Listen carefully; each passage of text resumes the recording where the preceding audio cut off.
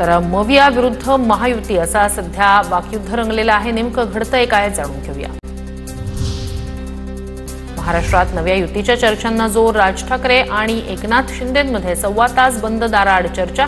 शिवतीर्थ निवासस्थानी एकनाथ शिंदेंचं स्नेहभोजन।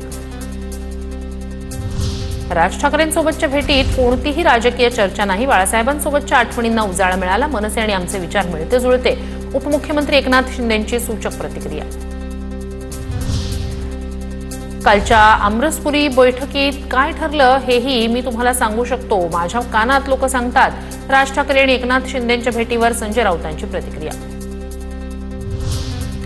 सरकारच्या 100 दिवसात महिला, तरुण, शेतकऱ्यांसाठी एकतरी चांगली योजना आणली का?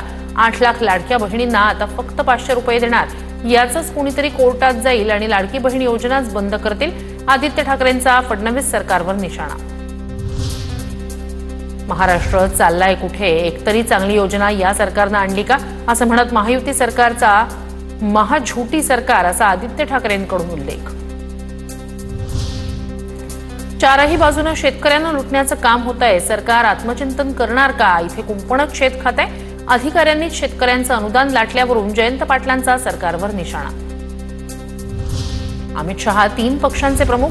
भाजप, शिंदेंची शिवसेना आणि अजित पवारांची राष्ट्रवादी तेच चालवतात। एकनाथ शिंदे आणि शहांच्या भेटीवरून संजय राऊतांचा टोला। शिवसेनेचे 2 तुकडे संजय राऊतांनीच पाडले। आता 4थी शिवसेना पाडल्याशिवाय ते राहणार नाही। भाजपच्या रावसाहेब दानवे यांची संजय राऊतांवर खोचक टीका।